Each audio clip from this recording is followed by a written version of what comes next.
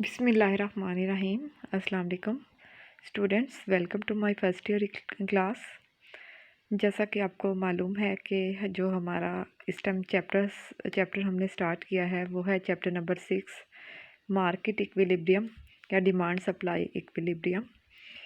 मैं यहाँ आपको बताती चलूँ कि पिछले लेक्चर में हमने ये डिस्कस किया था कि मंडी का तवाज़ुन क्या होता है।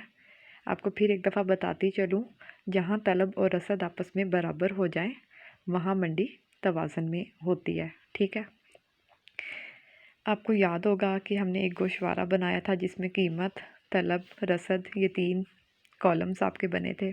फिर इससे हमने एक डायग्राम बनाया था, उससे इक्विलिब्रियम करते हुए हमने तवाज़नी मिकदार और तवाज़नी कीमत मालूम की थी। थोड़ा सा आपको फ्रेश कराती चलूँ।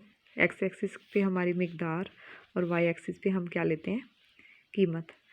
ये था ख़त रसद, ठीक हो गया, और ये है ख़त तलब।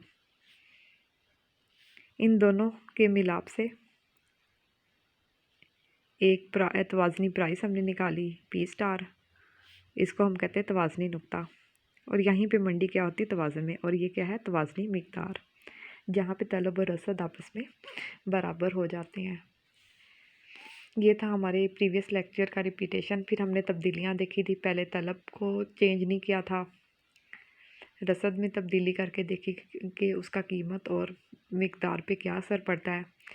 फिर हमने देखा था कि अगर तलब ना बदले और रसद में तब्दीली की और रसद ना बदले तो तलब में, यानी हमने ये दोनों एस्पेक्ट, इजाफा भी किया और कमी भी।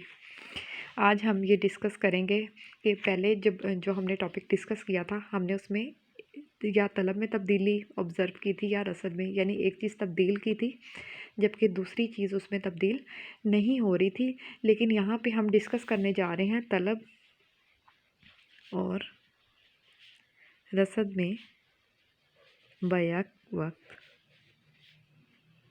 तब्दीली। ठीक है, अब आपकी तलब भी बदल जाएगी और रसद भी। फिर तवाज़नी कीमत और तवाज़नी मिकदार पे क्या असर होगा, ये हमारा आज का टॉपिक है। यहाँ पे हेडिंग नंबर 1, जब तलब और रसद में बराबर इजाफा हो, तो वही डायग्राम, वही टास्क है, हम करते हैं।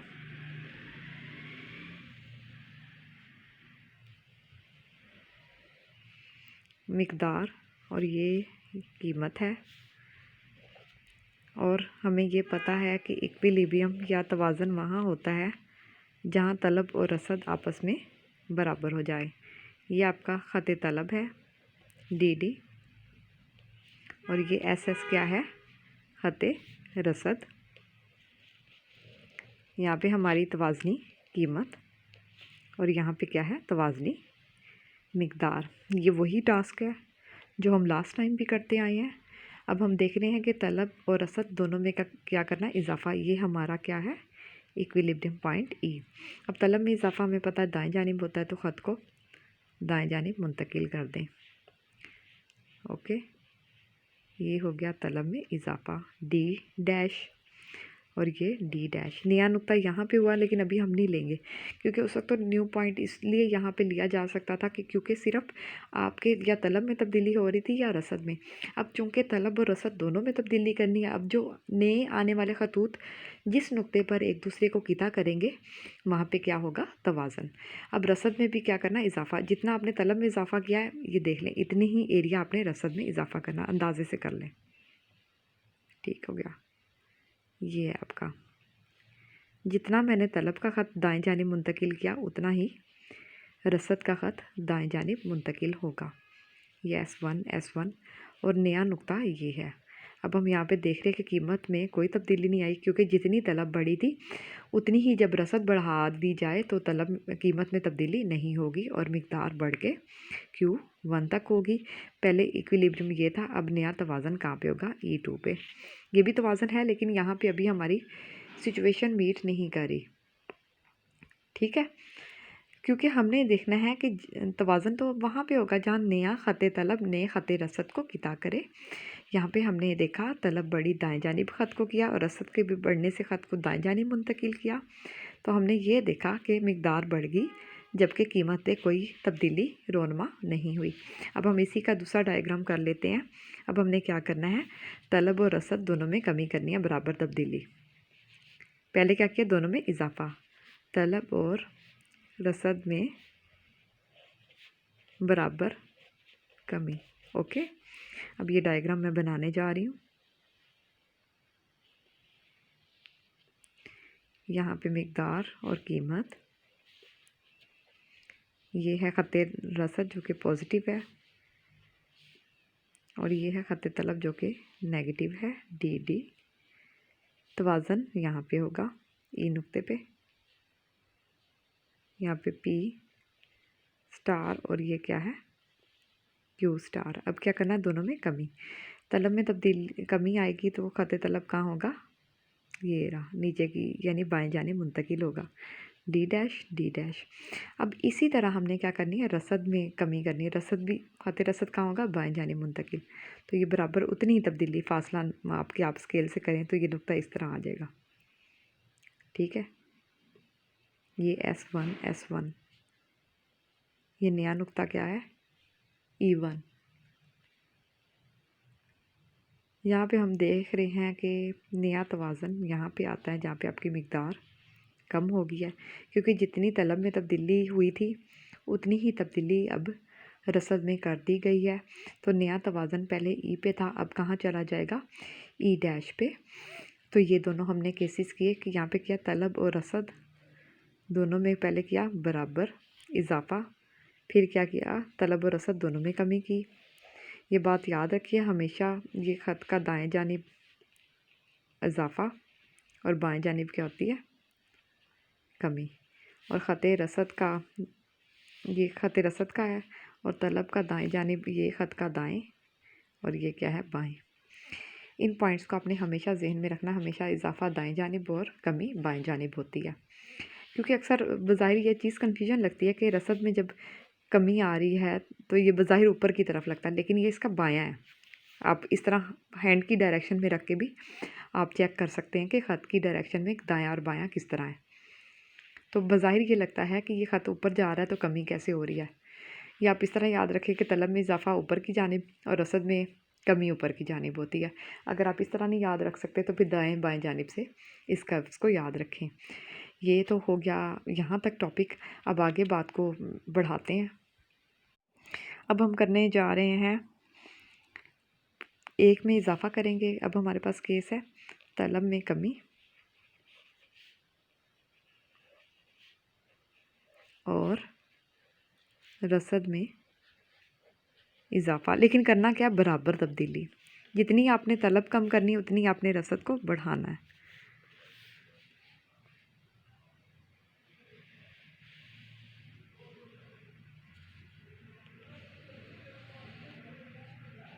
मिकदार, कीमत,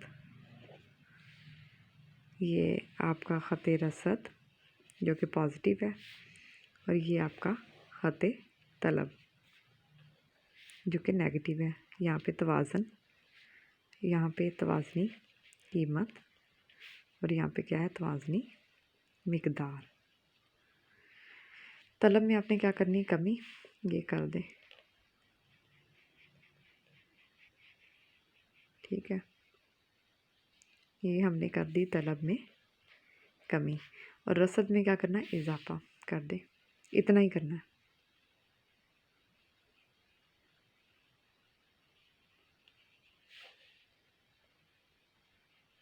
बराबर देख सकते हैं आप, बिल्कुल बराबर एरिया। यहाँ पे आप देखेंगे कि मिकदार पे कोई असर नहीं आया, लेकिन कीमत क्या हो गई है, पहले से कम, पी स्टार से P1।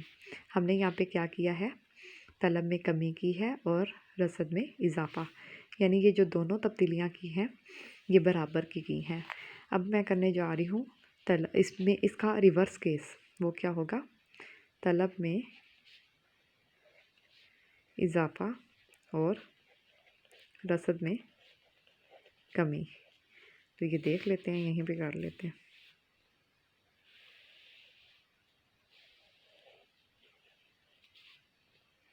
यहाँ पे कीमत, ये आपको पता है ख़त रसद और ये ख़त तलब।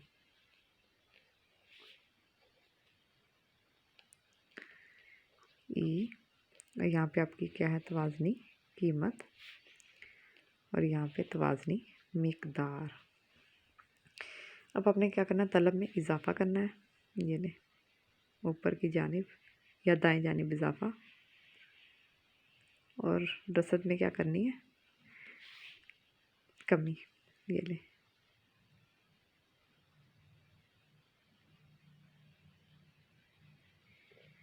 ये आपने कर दी रसद में कमी। अब यहाँ हम देख रहे हैं कीमत बढ़ के P1 पे हो गई है।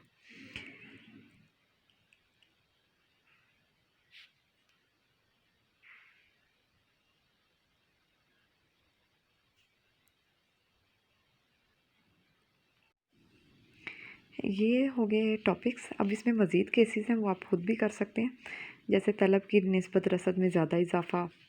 मल्टीपल केसेस हैं, एक दो मैं आपको सॉल्व भी कर देती हूँ। तलब की निस्बत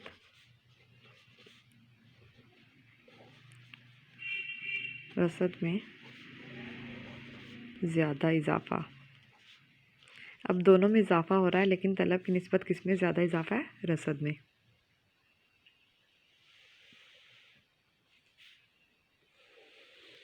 क्यू पी, ये आपका ख़त रसद और ये क्या है ख़त तलब। यहाँ पे आपका तवाज़न पी और ये क्यू स्टार। अब क्या करें, तलब की निस्बत रसद तलब में इजाफ़ा करें, लेकिन रसद में जो इजाफ़ा करेंगे अब आप ज़्यादा करेंगे। तलब में इजाफ़ा D1। अब रसद में जो इजाफ़ा है वो इससे ज़्यादा करेंगे, इतना एरिया है तो ये इतना कर लें ज़्यादा, ठीक है।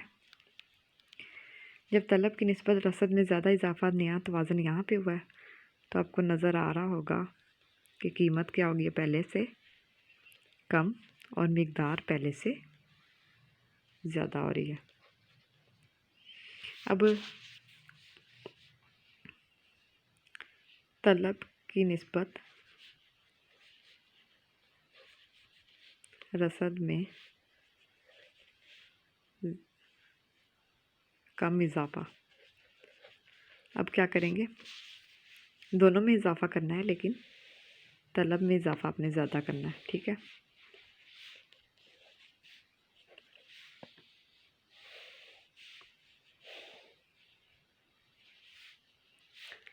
ये आपका तवाज़नी नुक्ता, यहाँ पे तवाज़न